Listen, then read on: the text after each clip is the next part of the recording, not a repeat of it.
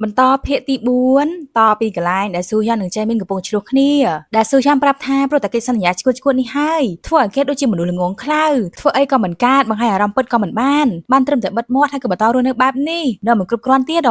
្រង់នេះហាចេមីនក៏បានតាមមកវិញថាវាមិនទាន់គ្រប់គ្រាន់ទេបើទៅហើយក៏មិនគួរត្រឡប់មកវិញដែរហើយកុំយករឿងដែលគេធ្វើជានាយកក្រុមហ៊ុនមកធ្វើជាល្បិចអ្នកកំផែលដើម្បីបាននៅទីនេះបន្តឲ្យសោះស៊ូយ៉ានថាគេបានសាកយកទៅគិតមើលហើយឃើញថាហ្គេមមួយនេះគេចាញ់ប្រៀបខ្លាំងណាស់ខ្លួនឯងបាននៅក្បែរដាអូនចំណែកគេវិញចូលទៅចិត្តក៏មិនបានវាអយុត្តិធម៌ខ្លាំងណាស់ចាមីនក៏អស់សំណើចគាត់ឧស្សាហ៍រំលែករបស់ដែលមានសិទ្ធិគ្រប់គ្រងពេលណាក៏បានតែឲ្យគេខ្លះហើយនៅមកទៀមទាយុត្តិធម៌អីទៀតស៊ូយ៉ានក៏ឌឺមកវិញមើលទៅរឹកពីដូចជាភ័យខ្លាចដល់ហើយមកឈរធ្ងរមើលតែកូនឆ្កែអញ្ចឹងរួចក៏ដើរចុះទៅក្រោមវិញថាឲ្យចុកដៃហ្នឹងណាស៊ូយ៉ានត្រឡប់មកក្នុងឡានបានគិតដល់ថ្ងៃដែលចាមីនស្នាក់មកធ្វើជាសង្សារនឹងគ្នាបន្ទាប់ពីចាមីនសន្យាថាគាត់នឹងមិនព្រមធ្វើជាសង្សារជាមួយដាអូនស៊ូយ៉ានក៏គិតថាគេក៏មិនអាចខ្លាចជាសង្សារនឹងដាអូនដូចគ្នាទៅមិនទទួលយកសំណាងនេះទេព្រោះស្ដាប់ទៅគ្មានប្រយោជន៍សម្រាប់គេផងចាមានកថាមួយរយៈនេះដាអូនចំណាច់មែនអត់គេខលទៅក៏មិនដែរទទួលឆាត់ទៅក៏មិនដែរមើលជួបមុខគ្នាក៏ធ្វើជាមិនឃើញមកពីអ្វីទៅណស៊ូយ៉ានក៏ថាបើអញ្ចឹងវាមិនតាក់តងអីដែរចាមានក៏ញញឹមព្រោះវាតាក់តងមែនហើយក៏ជាអ្នកដែលធ្វើឲ្យខ្លាចទៅជាបែបនេះគាត់នឹងហើយដែលប្រាប់មិនឲ្យដាអូនទៅរកគេស៊ូយ៉ានក៏ហួសចិត្តខ្លាំងមែនទែនពីអ្នកឯងមិនក៏មិនតាក់តងគ្នាបាត់ទៅចាំបាច់ធ្វើដល់ថ្នាក់នេះធ្វើអីមើលតែដាអូនក៏ដូចជាចូលចិត្តវិញដែរតើកុំអូសទាញគេមកពាក់ព័ន្ធដូចជាមនុស្សល្ងងខ្លៅឲ្យសោះចាមានក៏សាយក៏ខែប្រកាសឲ្យមែនថាអាចទទួលយកបានគេក៏ចូលចិត្តដាអូនដែរមិនអញ្ចឹងចំណែកគាត់ចង់នៅជាមួយដាអូននៅយូរតែក៏មិនចង់តាក់ទងហើយក៏មិនចង់បែកគ្នានៅថ្ងៃអនាគតចង់នៅជាមួយគ្នាជារៀងរហូតអញ្ចឹងហើយមកជាបបួលគេមកធ្វើកិច្ចសន្យាជាមួយគ្នាហ្នឹងណានេះគឺជាវិធីដែលគាត់អាចនៅក្បែរដាអូនបានជារៀងរហូតសុំបញ្ជាក់ម្ដងទៀតគេចង់នៅក្បែរដាអូនដោយវិធីណាឬក៏អត់ធ្វើអីសោះស៊ូយ៉នស្ងាត់អត់ឆ្លើយដូច្នេះហើយចាមីនក៏ចាត់ទុកថាគេព្រមធ្វើកិច្ចសន្យាជាមួយគ្នានិយាយរួមទៅចាមីនចូលចិត្តដាអូនចង់គ្រប់គ្រងដាអូនឲ្យជាកម្មសិទ្ធិរបស់ខ្លួនឯងរហូតចំណែកស៊ូយ៉នក៏កើតថាដាអូនចូលចិត្តចាមីនស្ដាប់បង្គាប់ចាមីនគ្រប់យ៉ាងបើសិនជាចាមីនបញ្ជាមិនឲ្យមកជួបគេទៀតគឺចប់ដូច្នេះហើយបើចង់ជួបគឺត្រូវតែសម្ដែងធ្វើជាសង្សាររបស់ចាមីនដើម្បីបានជួបដាអូនទៀតអើយចាមីនម្នាក់ធ្វើឲ្យវល់វិញមកភូមិរញ៉េរញ៉ៃខ្លាំងណាស់ស៊ូយ៉នសោកស្ដាយបោកខ្លួនបោកប្រានមិនគួរណាគេឆាត់ទៅដើរតាមហ្គេមរបស់ចាមីនអញ្ចឹងសោះខណៈនោះប៉ារបស់គេក៏បានខលមកឲ្យទៅជួបពេលទៅដល់គឺថាលោកប៉ាកំពុងអង្គុយជូតខាត់កំភ្លើងចាំនៅខាងក្រៅគាត់ក៏សួរភ្លាមមិនព្រមទៅមើលខ្លួននារីដែលម៉ាក់រកឲ្យអញ្ចឹងស៊ូយ៉នក៏មិនឆ្លើយសំណួររបស់គាត់ទេនិយាយមកវែងទៅរឿងផ្សេងថាគាត់នឹងទៅចេញទៅបកបាញ់សត្វទៀតមែនចាស់ហើយគួរតែសម្រាកខ្លះទៅលោកប៉ាក៏សម្លឹងមកថ្លែអត់បានលេងសើចជាមួយទេគេក៏ត្រូវតែឆ្លើយប្រាប់ហេតុផលគាត់ដឹងថាគេទៅតែចូលរួម project សាងសង់ resort គេរវល់អត់សូវមានពេលទេគាត់ក៏អត់ទទួលយកហេតុផលអីទាំងអស់ចុងក្រោយស៊ូយ៉ានក៏ត្រូវសន្យាថានឹងទៅមើលខ្លួនលើក្រោយក៏បានដែរហើយលោកប៉ាក៏ថាការធ្វើ project អញ្ចឹងមិនមែនជារឿងងាយស្រួលទេត្រូវតែធ្វើយ៉ាងមានសតិហើយបើចង់ស្នងតំណែងក្រុមហ៊ុនក៏ឆាប់ទៅមើលខ្លួនកូនកំមុំហើយរៀបការលឿនទៅយល់នៅស៊ូយ៉ានថាបើសិនជាអស់អីហើយគេសុំត្រឡប់ទៅវិញហើយលោកប៉ាក៏និយាយតាមពីក្រោយទៀតគាត់មិនយល់តតែសោះមនុស្សដែលចូលចិត្តបង្កទៅបញ្ហាមិនដែលចាប់អារម្មណ៍លើការគ្រប់គ្រងធុរកិច្ចដូចជាគេហ្នឹងណាមិននៅសុកចង់ស្នងតំណែងក្រុមហ៊ុនអញ្ចឹងមូលហេតុដែលគេសម្រេចចិត្តបែបនេះក៏ដោយសារតែការពី2ឆ្នាំមុនម៉ាក់របស់គេបានផ្ញើឯកសារទាក់ទងនឹងអាជីវកម្មសន្តាគារនៅអាមេរិកក្នុងឯកសារហ្នឹងក៏មានរូបបុគ្គលិករបស់ក្រុមហ៊ុនដែរទើបគេដឹងថាដាអូនណាបានធ្វើការនៅក្នុងក្រុមហ៊ុនប៉ារបស់គេចឹងហើយបានជាគេសម្រេចចិត្តត្រឡប់មកទីនេះវិញហ្នឹងណាបន្ទាប់មកគេក៏ងាកមកផ្ដោតចម្លើយគាត់ថានៅសុកគេក៏ស្រាប់តែមានមហិច្ឆតាគាត់បានលឺបែបហ្នឹងក៏តម្រង់កំភ្លើងមកកាន់កូនប្រុសគំរាមហ្មងមានមហិច្ឆតាហ៎បើអញ្ចឹងពិសោធន៍ឲ្យគាត់ឃើញថាគេពិតជាមានគុណសម្បត្តិនឹងស្នងតំណែងអត់ស៊ុយហ៊ុនក៏និយាយមករៀងខ្លាចដែរថាគេនឹងលះបង់ទាំងកាយទាំងចិត្តធ្វើឲ្យបានព្រោះគេដឹងច្បាស់ជាងអ្នកណាទាំងអស់ថាប៉ាមិនមែនជាមនុស្សដែលព្រមអត់ឱនដោយងាយទេគាត់ក៏អូខេតាមនឹងគាត់នឹងចាំមើលតែដឹងមែនអត់ថាសប្តាហ៍ក្រោយមានការប្រជុំជាមួយនឹងដៃគូជំនួញគេត្រូវតែទៅប្រជុំជំនួសអនុប្រធានស៊ូយ៉ានក៏យកព្រមឬក៏ត្រឡប់ទៅវិញកាត់មកពេលយប់ដាអូនងត់ទឹករួចហើយក៏ដើរមកឃើញកូនកសែរបស់សងយ៉នដែលឲ្យជូតឈាមលើកមុនហើយក៏នឹកដល់រឿងការពីព្រឹកដែលសងយ៉នសារភាពចូលចិត្តបន្ទាប់មកគេថាមិនបាច់ផ្ដោតចម្លើយវិញក៏បានគេគ្រាន់តែចង់ប្រាប់ពីអារម្មណ៍របស់គេឲ្យដាអូនបានដឹងប៉ុណ្ណោះគេសុំត្រឡប់ទៅវិញហើយដាអូននឹងបញ្ញាប់ចូលទៅសម្រាប់នៅក្នុងបន្ទប់វិញទៅហើយក៏រត់ចេញត្រុយកូនស្រីនៅឈរមីងមាំងមកលឿនហើយទៅវិញលឿនទៀតពធកូនប្រុសដាអូនបាក់ថតតុកចេញមកក៏ឃើញកាដូដែលធ្លាប់បានត្រៀមឲ្យចាមីននឹងនឹកឃើញដល់ថ្ងៃដែលធ្លាប់បានសារភាពចូលចិត្តចាមីនដូចគ្នាថែមទាំងត្រូវបានគាត់បដិសេធមកវិញភ្លាមទៀតគិតទៅក៏សោកស្ដាយមិនគួរណាសារភាពអញ្ចឹងសោះរំពេចនោះមិត្តភក្តិចាស់ម្នាក់ដែលឈ្មោះថាគិនហូបានខកបបួលឲ្យចេញទៅជួបគ្នាថ្ងៃច័ន្ទអាទិត្យក្រោយគេបានណាត់មិត្តភក្តិចាស់មកជួបជុំគ្នាអីអញ្ចឹងណាហើយបងចាមីនក៏ទៅចូលរួមដែរគ្នាបានដឹងបែបហ្នឹងក៏បដិសេធក៏ហក់ថាមានណាត់ហើយគិនហូក៏ព្យាយាមបញ្ចុះបញ្ចូលព្រោះកម្របានជួបជុំគ្នាណាកូនស្រីក៏អាងដូចដើមថាមិនទៅទេចុចបិទប៉កកុំឲ្យសូនសានច្រើនពេកពេលនោះដាស៊ឺលប្អូនស្រីរបស់គេក៏បានឆានមកប្រាប់ថាបាន ចេញមកជួបតាមការណាត់ហើយអ្នកទាំងពីរក៏បានចេញមកញ៉ាំអីជាមួយគ្នាក្រោយមកដាស៊ឺក៏និយាយថាបើដឹងអញ្ចឹងណានាងប្រាប់អាសយដ្ឋានរបស់ដាអូនឲ្យប៉ាដឹងល្អជាងដើម្បីកុំឲ្យគាត់ទៅខ្ចីលុយពីបងចេមីនដាអូនត្រូវបានចាត់ការរឿងនេះរួចអស់ហើយមិនបាច់បារម្ភទៀតទេតែនាងក៏នៅមិនអស់ចិត្តរឿងដែលប៉ាដាខ្ចីលុយអ្នកស្រុកអ្នកភូមិព្រោះតែញៀនលបាយនាងក៏ស្អប់ដែរតែក៏មិនយល់ថាហេតុអ្វីបានជាបងចេមីនណាចូលចិត្តឲ្យប៉ាខ្ចីលុយខ្លាំងម្ល៉េះទាំងអ្នកដឹងថាប៉ាយកទៅលេងលបាយណាដាអូនថាបើសិនជាគ្មានជំនួយពីគាត់ពួកគេក៏នឹងលំបាកនឹងឯងដាស៊ឺយល់ថាលំបាកតែបើគិតទៅការដែលគាត់មកជួយពួកយើងវាមិនបានជួយដោះស្រាយបញ្ហាអីបានសោះផ្ទុយទៅវិញវាធ្វើឲ្យពួកយើងជាពាក់គុណគាត់កាន់តែខ្លាំងទៀតអត់មានអារម្មណ៍អញ្ចឹងទេអូដាអូនក៏អត់ឆ្លើយតែសួរទៅរឿងរៀនរបស់នាងវិញថាមិនហើយបានតាំងចិត្តរៀនអត់ថ្មិចបាក៏ចាប់ថ្នាក់ទី12ហើយត្រូវត្រៀមខ្លួនចូលសាកលវិទ្យាល័យដែរដាស៊ឺសម្រាប់ចិត្តរួចហើយនាងនឹងមិនបន្តរៀនសាកលវិទ្យាល័យនោះទេចាប់ទី12នាងនឹងរកការងារធ្វើភ្លាមព្រោះស្ដាយលុយដែលយកទៅបង់ថ្លៃសាលាណាដាអូនមិនយល់ស្របគេធ្លាប់ប្រាប់ហើយរឿងរកលុយមិនសំខាន់ស្មើនឹងរឿងរៀនទេដាស៊ឺក៏មិនយល់ស្របដូចគ្នាសម្រាប់នាងការប្រញាប់រកលុយដើម្បីឆាប់បានចាក់ចេញពីផ្ទះវាសំខាន់ជាងនាងក៏ធ្លាប់ប្រាប់ហើយដែរថានាងមិនអាចទ្រាំព្រមនៅជាមួយប៉ាម៉ាក់ទៀតបានទេតែបើឲ្យនាងទៅនៅជាមួយគេដែរនាងនឹងព្រមរៀនបន្តពេលនឹងដាអូនក៏ស្ងាត់អត់អាចផ្ដល់ចម្លើយបានដាស៊ឺក៏ថាឃើញហេសូម្បីតែគេក៏ធ្វើមិនបានផងបើអញ្ចឹងមិនបាច់បង្ខំឲ្យនាងទៅរៀនបន្តទៀតទេដាអូនក៏មិនអាចប្រកែកប្អូនស្រីបានទៀតដែរញ៉ាំអីរួចហើយគេក៏ជួលនាងរហូតមកដល់មុខច្រកចូលផ្ទះដាស៊ឺក៏សួរថាលើកនេះក៏មិនចូលទៅផ្ទះទៀតមែនអត់ហើយដាអូនក៏ស្ងាត់អត់ឆ្លើយទៀតដែរនាងក៏មិនបានទទូចអីទៀតក៏ដើរចូលទៅក្នុងផ្ទះវិញទៅតែដាអូនចាប់ដៃនាងឲ្យនៅសិនព្រមទាំងទាញកាបូបដកយកលុយមកឲ្យនាងទុកចាយដាស៊ឺបដិសេធមិនយកនាងឲ្យមានលុយចាយខ្លះហើយគេថាមកពីនាងលុយធ្វើការ part time មែនអត់នាងក៏បដិសេធរអាក់រអួលថាបានធ្វើទេដាអូនក៏និយាយបន្តរឿងការងារអីហ្នឹងទុកមួយឡែកសិនទៅដាស៊ឺនៅរៀនវិទ្យាល័យនៅឡើយតាំងចិត្តរៀនសិនទៅហើយនាងក៏ឆ្លើយយកព្រមឬក៏ដើរចូលផ្ទះទៅចំណែកចេមីនកំពុងតែអង្គុយនិយាយទូរស័ព្ទជាមួយនឹងគិនហូដែលខលមកប្រាប់ថាដាអូនមិនបានទៅជាមួយទេចេមីនថាបើអញ្ចឹងក៏ជួយមិនបានទេចាំណាត់ជួបគ្នាលើកក្រោយចុះគាត់ក៏មិនទៅចូលរួមដែរប៉គិនហូក៏អន្ទែងថាបើអញ្ចឹងរឿងទិន្នន័យការងារបដាក់ទុនសំខាន់ដែលគាត់នឹងឲ្យគិតមិនចេមីននិយាយកាត់ភ្លាមថាបានជួបគ្នាពេលណាក៏នឹងឲ្យពេលនោះអត់សូវប្រញាប់ទេមិនអញ្ចឹងគិនហូសូមឱកាសទៅនិយាយជាមួយនឹងដាអូនម្ដងទៀតសិនចឹងឲ្យបានមកជួបជុំទាំងអស់គ្នាណាចេមីនក៏ញញឹមបដោយធ្វើអីក៏ធ្វើទៅអញ្ចឹងក៏បានដែរតាមពិតជាល្បីចង់ជួបកូនស្រីសោះតែអូសទាញឲ្យអ្នកដទៃមកធ្វើឲ្យដោយមិនចាប់បាច់លូកដៃខ្លួនឯងណាមិនដឹងមិនអិតមានខ្លាចប៉ចេមីនមែនតើទឹកមុខដូចមានរបាយកលរហូតណាទន្ទឹមនឹងនោះដែរសងហ៊្យនកូនប្រុសសំណប់ក៏កំពុងតែពិបាកចិត្តសារភាពអារម្មណ៍ពិតទៅហើយស្អាតយ៉ាងមិននឹងហ៊ានទៅធ្វើការនេះភ្លាមនោះដាអូនក៏បានឆានមកផ្ដាំឲ្យជួយធ្វើ checklist ឯកសារដែលបានអាប់ដេតអញ្ចឹងណាគេគ្រាន់តែអានសារដែលបានលោតនៅលើអេក្រង់តែអត់ហ៊ានចូលទៅក្នុងប្រអប់សារទេនៅស្ទាក់ស្ទើលោកយាយដើរមកដល់ចូលប៉ក់គេឡើងហួសចិត្តខ្លាំងមែនទេលោកយាយគាត់ថាម្នាក់ហ្នឹងគឺជាអ្នកដែលគេនិយាយឲ្យគាត់ស្ដាប់ពីម្សិលមិញមែនប្រាប់ហើយតាថាមនុស្សពិបាកចិត្តអញ្ចឹងអត់បានប្រយោជន៍អីមួយវិញទេសងហ៊្យនតែគេដឹងហើយគេនឹងចាត់ការដោយខ្លួនឯងឬក៏តបឆាទៅដាក់អូនវិញទៅបើចូលទៅក្នុងប្រអប់សារហើយលោកយាយឃើញចាប្រុសធ្វើមុខឈ្មោះឈ្មោលក៏សង្ស័យកុំប្រាប់ណាថាសារភាពស្នេហាត្រូវបដិសេធមកវិញមែនគេក៏ប្រកាច់ឲ្យលឿនថាមិនអញ្ចឹងទេអត់បានបដិសេធអីផងរួយក៏អធិប្បាយឲ្យគាត់ដឹងតាមពិតគេបានសារភាពស្នេហ៍ទៅហើយតែគេប្រាប់ថាមិនអាចផ្ដល់ចម្លើយមកវិញលោកយាយក៏សួរថាហេតុអីកូនប្រុសថាខ្លាចម្នាក់នោះពិបាកចិត្តគេជាអ្នកខុសដែលទៅសារភាពអញ្ចឹងលោកយាយក៏តបមកភ្លាមគ្រាន់តែសារភាពថាចូលចិត្តមនុស្សម្នាក់វាខុសត្រង់ណាដែលលើកគេថាស្នេហាតែងតែមានចង្វាក់ពេលវេលាត្រឹមត្រូវអត់ការសាងចង្វាក់ពេលវេលានេះក៏ជាសមត្ថភាពរបស់យើងនេះឯងសាកបងចូលទៅរកសន្សឹមទៅថ្ងៃណាមួយម្នាក់នោះនឹងសម្លឹងមកឃើញមនុស្សល្អដូចជាចាស់ប្រុសរបស់យើងជាមិនខានទេបានលឺលោកយាយនិយាយផ្ដល់កម្លាំងចិត្តបែបហ្នឹងក៏មានកម្លាំងចិត្តមកវិញខ្លះអញ្ចឹងហើយក៏ត្រូវពើងទ្រូងដល់ទៅមុខទៀតកូនកាត់ដល់ថ្ងៃថ្មីសងហ៊្យនក៏បានយកនំអាហាររបស់លោកយាយមកឲ្យដាអូនទៀតតែលើកដាក់លើតុគ្នាចុះឡើងដូចខ្លាចបន្តិចហ៊ានបន្តិចរហូតដាអូនបានមកដល់មានជាការអន្តេះសារនិយាយត្រឡប់ត្រលិនទម្រាំត្រូវថានេះជានំក្នុងហាររបស់លោកយាយគេគិតថាដាអូនអាចចូលចិត្តទៅយកមកឲ្យកូនស្រីទទួលមកឲ្យក៏អរគុណគេក៏ដើរមកអង្គុយកន្លែងធ្វើការវិញធ្វើខ្លួនមិនត្រូវហើយក៏អត់ហ៊ាននិយាយអីទៀតទេដាអូនក៏បបួលចុះទៅផឹកកាហ្វេជាមួយគ្នានឹងប៉ាកាហ្វេឲ្យគេមួយកែវណាបន្ទាប់ពីបានកាហ្វេហើយសង្ហ៊្យនក៏ថាបើសិនជាពិបាកចិត្តធ្វើខ្លួនមិនត្រូវមិនបាច់ធ្វើដល់ថ្នាក់នេះក៏បានដែរដាអូនក៏តបមកវិញហីគ្រាន់តែប៉ាកាហ្វេឲ្យមិត្តរួមការងារមានអីចម្លែកបានលឺថាមិត្តរួមការងារក៏រៀងសេដែ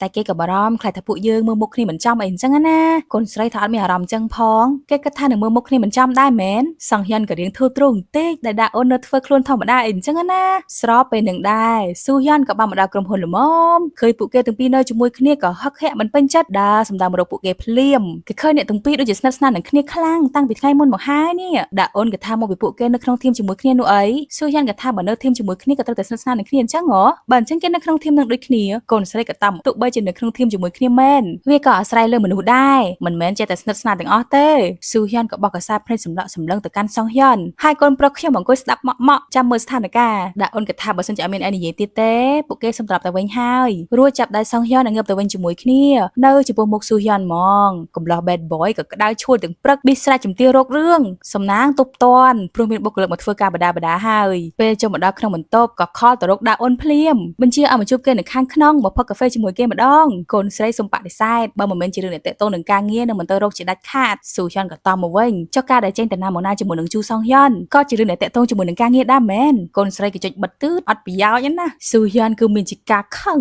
ហ៊ានបង្ងើយដាក់គេផងហេ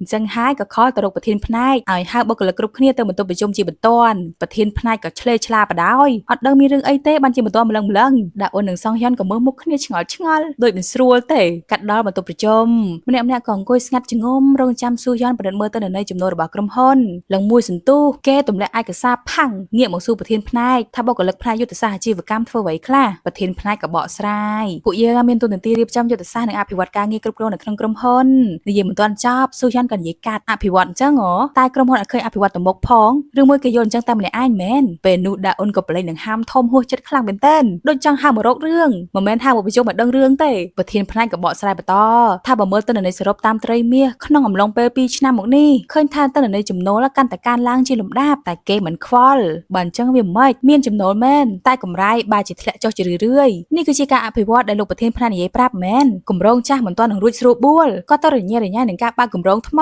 ីកំពុងតែនាំគ្នាគិតអីហ្នឹងថាឲ្យរួមគ្នាអញ្ចឹងហ្មងម្នាក់ក៏អន់មុខជ្រប់ស្ងាត់ឈឹងប្រធានផ្នែកក៏ធ្វើទូនាទីបកស្រាយបន្តទៀតព្រោះតែមានគម្រោងសាងសង់ខ្លះមានការយឺតយ៉ាវតិចតួចមកពីមូលហេតុនេះលោកនាយកអាចយកច្រឡំអីអញ្ចឹងណាគេក៏សម្លឹងថ្លែចង់មានន័យថាគេព្រួយបារម្ភតែផ្ដាស់អញ្ចឹងមែនហើយក៏ងាកមកសួរយោបល់ពីដាអូនថាគិតយ៉ាងណាចំពោះរឿងនេះគេចង់និយាយរឿងការងារជាមួយបន្តិចឆ្លើយបានមែនអត់គឺមានជាការឌឺដងហៅប្រមាណដងម្ដងមកជួបព្រោះមិនមែនជារឿងការងារឥឡូវនេះនិយាយគ្នារឿងការងារមែនទែនហើយនៅបដិសេធមករាយការណ៍ទៀតអត់បដិសេធមិនកើតមានតែត្រូវរាយការណ៍តែគេនឹងឯងថាសម្រាប់កម្រៃនៃគម្រោងផ្សេងអាចនឹងមានការយឺតយ៉ាវខ្លះតែគម្រោងសាងសង់អាផាតមិនក៏ជិតដល់កំណត់នៃការសាងសង់រួច 100% ហើយចំណាយគម្រោងសាងសង់បុរីក៏ដូចគ្នានឹងមានការបើកឲ្យគ្រប់គ្នាចូលមើលផ្ទះគំរូផងដែរនៅមានគម្រោងផ្សេងជាច្រើនទៀតដែលនៅដំណើរការយ៉ាងរលូនដូច្នេះហើយលោកនាយកមិនបាច់ព្រួយបារម្ភទេ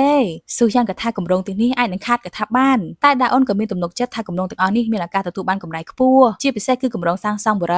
ីទាំងដែលមិនទាន់បានបើកដំណើរការជាផ្លូវការក៏មានអ្នកចាប់អារម្មណ៍ច្រើនហើយស៊ូយ៉ាងក៏ងក់ក្បាលជាការយល់បើអញ្ចឹងជំនួយការជូសងហ៊ុនគិតយ៉ាងម៉េចដែរកូនប្រុសក៏ហានៅសុកមកសួរអត់ទៅបានត្រៀមខ្លួនផងស៊ូយ៉ាងក៏និយាយលក់លុយមកវិញឬមួយគេសួរសំណួរដែលពិបាកពេកមែនសម្រាប់អ្នកដែលទៅតែចូលមកធ្វើការងារថ្មីណាអូហូចង់បំបាក់មុខមែនលេងខុសមនុស្សហើយចាកូនប្រុសខ្ញុំបញ្ចេញមតិមកភ្លាមគេគិតថាលោកនាយកសម្លឹងមើលតែចំណុចតូចដែលមានតិចតួចប៉ុណ្ណោះបើតាមដែលគេមើលទៅនៅនៃថយក្រោយពី2ឆ្នាំមុនក៏បានឃើញថាគម្រោងរបស់ពួកយើងមានមកជាបន្តបន្ទាប់ទោះបីជាមិនច្រើនតែកម្រៃក៏បានកើនឡើងរាល់ឆ្នាំបែប bad boy ក៏និយាយកាត់ភ្លាមរឿងនេះគេដឹងហើយចុះជំនួយការសងយ៉ននិងដាអូនត្រូវជាអីនឹងគ្នាឃើញពេលណាដឹងតែនៅជាមួយគ្នារហូតអីហ៊ីលេងសួររឿងផ្ទាល់ខ្លួនក្នុងអង្គប្រជុំអញ្ចឹងហ្មងនេះកូនស្រីឡើងអន្តេសាបំរុងនឹងអធិប្បាយតែសងហ៊ុនក៏និយាយកាត់មុនពួកយើងទាំងពីរគឺជាមិត្តរួមការងារជាអ្នកដែលផ្ដល់ជំនួយឲ្យគ្នាទៅវិញទៅមកបើសិនជាត្រូវការឬអាចហៅថាជាមនុស្សជិតស្និទ្ធក៏ថាបានដែរលោកនាយកមានបញ្ហាអីមែនស៊ូហ៊ុនក៏តទៅវិញទាំងឈឺចិត្តថាគ្មានបញ្ហ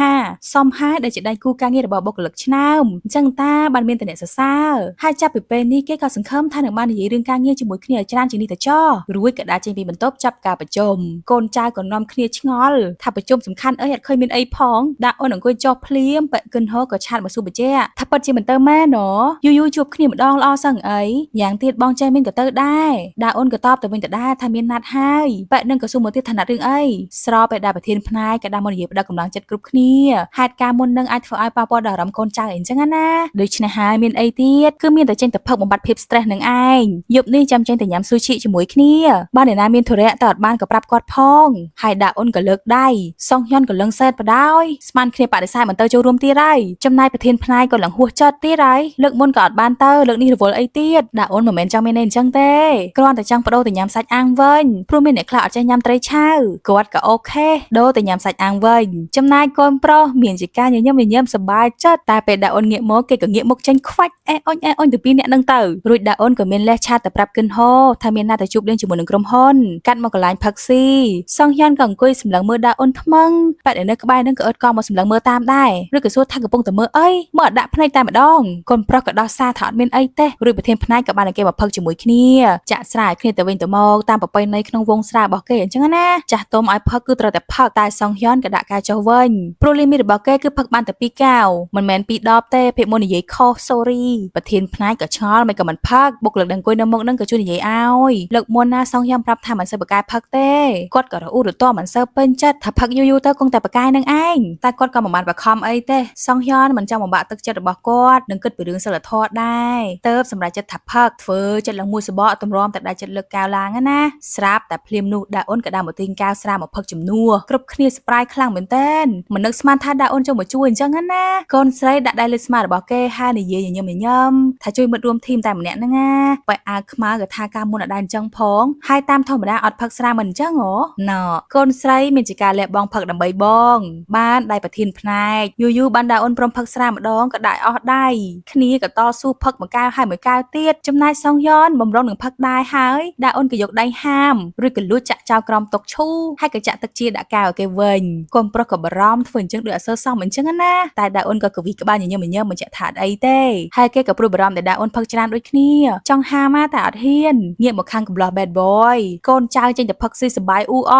គេវិញមកអង្គុយចរចាធុរកិច្ចជាមួយនឹងមនុស្សចាស់មកឡើងស្អុយមិនយូរប្រហែលក៏មានបុគ្គលិកម្នាក់ទៀតដែលទៅតែមកដល់គេគឺជាបុគ្គលិកដែលទទួលខុសត្រូវលើកិច្ចសន្យាអីអញ្ចឹងណាស៊ូហ៊ានក៏អត់បានចាប់អារម្មណ៍អោនមុខរហូតហើយម្នាក់នឹងក៏បានចាក់ស្រាគេព្រមទាំងណែនាំខ្លួនថាឈ្មោះផាកចុងហ៊ុនគេគ្រាន់តែបានឮឈ្មោះក៏សង្ហាចិត្តភ្លាមពេលងើបមុខឡើងមើលមុខគ្នាច្បាស់ក៏ដូចជាការសង្ស័យមែនប៉ាចុងហ៊ុនក៏តក់ស្លុតដែរណាប៉ានឹងហើយគឺជាគូករណីចាស់ដែលគេវាយសំពងទូដោយស្លឹកតកួននឹងឯងព្រោះតែមកឃើញពេលដែលប៉ានឹងកំពុងតែថតរូបរបស់ដាអូនអាគ្រីកំពុងតែសង្វឹងដែលសន្លប់នៅលើក្រែនណាគេចង់សម្លាប់ប៉ានឹងចោលក៏សមហើយគ្រាន់តែឃើញមុខស៊ូហ៊ុនក៏ងើបចេញភ្លាមអត់ធ្វើកិច្ចសន្យាជាមួយអីទាំងអស់បើចង់ដឹងហេតុផលក៏សាកសួរអាចង្រៃនេះមើលទៅចុងហ៊ុនក៏រត់តាមហើយក៏មកក្រាបបាតជើងសុំអង្វរព្រោះការធ្វើកិច្ចសន្យាជាមួយគ្នាលើកនេះវាសំខាន់ខ្លាំងណាស់បើមានរឿងបែបនឹងកើតឡើងគេចាប់ជាមិនខានទេសុំគិតមើលម្ដងទៀតទៅស៊ូហ៊ុនក៏លាស់ដៃចេញគេប្រាប់ហៅថាកុំមកបង្ហាញមុខឲ្យគេឃើញទៀតប៉ិនឹងក៏សន្យាថាបើសិនជាគេព្រមចុះកិច្ចសន្យាជាមួយចាប់ពីពេលនេះតទៅនឹងរស់នៅដូចកណ្ដុរស្លាប់នឹងមិនបង្ហាញមុខឲ្យគេនឹងដាអូនឃើញទៀតស៊ូហ៊ុនមិនពេញចិត្តដែលប៉ិនឹងហៅឈ្មោះរបស់ដាអូនចង់ស្លាប់មែនមនុស្សថោកទាបអញ្ចឹងគ្មានសិទ្ធិហៅឈ្មោះនេះទេចុងហ៊ុនក៏ថាខឹងគេព្រោះតែរឿងថ្ងៃនោះមែនគេមិនបានធ្វើអីទេ